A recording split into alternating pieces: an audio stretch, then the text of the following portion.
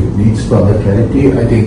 দ্বিতীয় দফার বাণিজ্য আলোচনার তৃতীয় ও শেষ দিনে আরও কিছু বিষয়ে বাংলাদেশ যুক্তরাষ্ট্র একমত হয়েছে, তবে কয়েকটি বিষয় এখনও অমীমাংসিত রয়ে গেছে।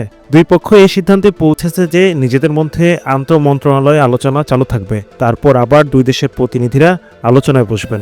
বাংলাদেশের পক্ষে বৈঠকে নেতৃত্ব দেন বাণিজ্য উপদেষ্টা শেখ বশির উদ্দিন, জাতীয় নিরাপত্তা উপদেষ্টা ডক্টর খলিলুর রহমান এবং প্রধান উপদেষ্টার বিশেষ সহকারী জনাব ফয়েজ তৈয়ব ঢাকা থেকে ভার্চুয়ালি অংশগ্রহণ করেন। ভার্চুয়ালি আরও উপস্থিত ছিলেন সরকারি উচ্চপদস্থ কর্মকর্তা ও বিশেষজ্ঞরা। 3 দিনের এই আলোচনার পুরো বিষয়টি সমন্বয় করেছে ওয়াশিংটন ডিসির বাংলাদেশ দূতাবাস। নতুন কোনো চুক্তি না হলে যুক্তরাষ্ট্রের প্রেসিডেন্ট ডোনাল্ড ট্রাম্প বাংলাদেশের প্রধান উপদেষ্টাকে চিঠি দিয়ে যে 35% শুল্কের বিষয়ে জানিয়েছেন সেটি বহাল থাকছে। এই শুল্ক 1 আগস্ট থেকে কার্যকর হওয়ার কথা রয়েছে। খুব দ্রুতই বাংলাদেশ যুক্তরাষ্ট্রের পরবর্তী দফার আলোচনার সময় তারিখ নির্ধারিত হবে বলে সংবাদ বিজ্ঞপ্তিতে উল্লেখ করা হয়েছে।